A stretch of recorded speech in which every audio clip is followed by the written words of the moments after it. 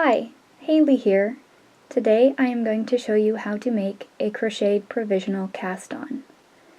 A provisional cast-on provides you with stitches to knit into, but that cast-on will be removed sooner or later in your knitting. It is often used for picot and Norwegian hems. Sometimes it is used for garter tabs. Sometimes you will want to join the end of your knitting to the beginning of your knitting, and a crocheted provisional cast-on is a great way to do that because it allows you to take your cast-on out and then graft your two sets of live stitches together with the Kitchener stitch. Lastly, you may need to knit in two opposite directions on your project, such as a top-down sweater that you want to add a neckline to later, in which case you would want to cast on your stitches provisionally. For a provisional cast-on, it is important to use a contrast yarn, a nice smooth yarn, one that isn't going to leave fuzzies or even residual dye in your finished project. You want to have something that's of a similar weight to what you're going to be working your project with. In this case, this is actually the same yarn, but it isn't necessary for it to be the same yarn, just similar. You will also need a crochet hook that is a similar size to the needle that you are going to be working your project with. This is a size H, and I am going to be knitting with a size 7 needle, so those are pretty similar. Those will work just fine. I had mentioned before that it is important to make sure that your yarn is smooth and not fuzzy. This is really two separate reasons for this advice. Number one, if you choose something such as mohair or a similarly fuzzy yarn, it won't want to come out very easily when you go to pick it out. Also, it may leave fuzzies. If you do manage to get it out, it may leave fuzzies in your work. So that is something to bear in mind. So the crocheted provisional cast-on begins with a slip knot. And everybody has their own way of doing a slip knot. This is how I do mine. Feel free to use your own version. Now, as knitters, hopefully we're used to using pretty long tails in our work. You don't really need much of a tail to do this technique. It's just habit to do that. So I like to start with a couple chain stitches because it gives me something to hang on to, as you will see very shortly. Now I have a couple of stitches chained, and I'm going to lay my needle right across the yarn like so.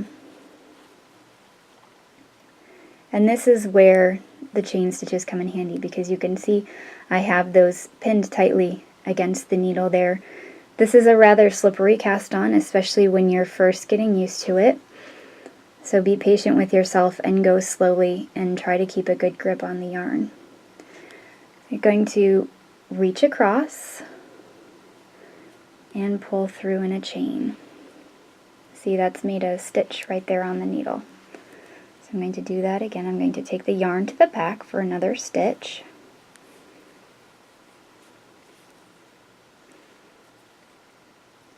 And then just repeat that for the number of stitches that you have left to cast on.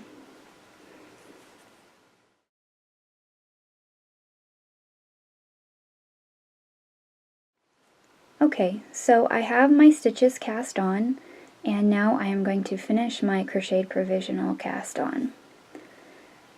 So without taking the yarn behind the needle, I am simply going to chain a couple more stitches,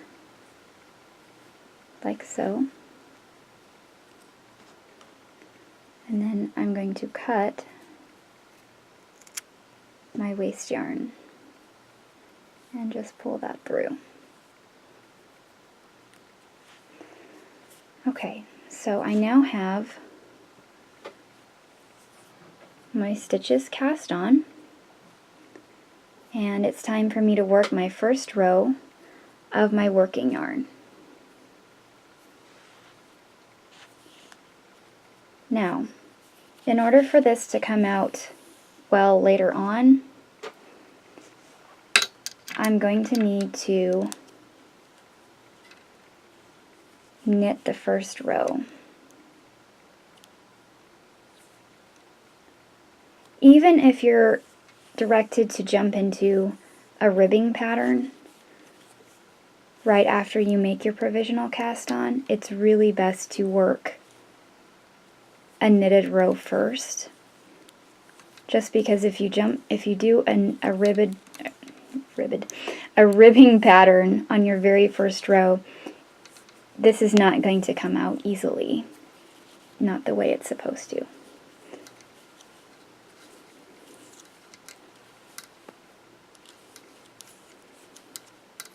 So there you have it. I'm going to knit to the end of my row, and then I'll be ready to start my pattern on the next row.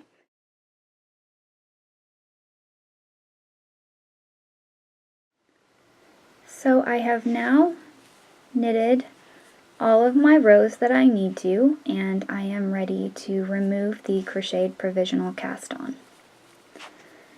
Turn it this way. You'll see the direction that the stitches are running. They're actually running this way. So,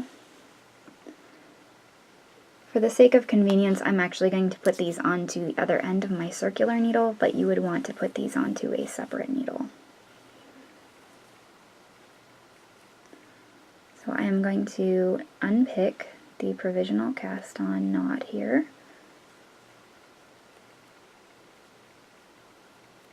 Which is sometimes easier said than done.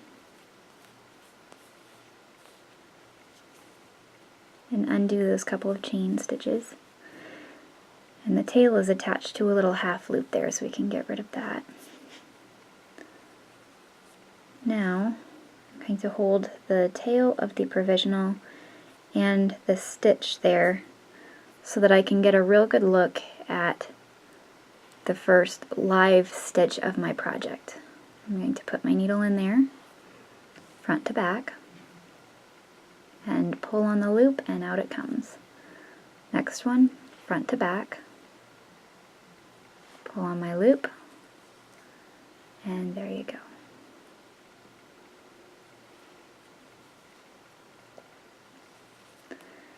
So I'm just going to do this all the way across. And it does get faster the more you do it.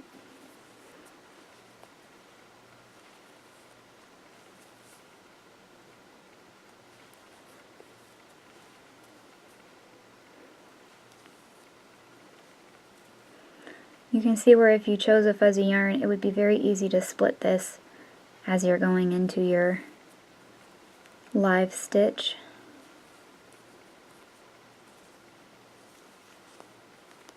Okay. Last stitch, well, next to the last stitch.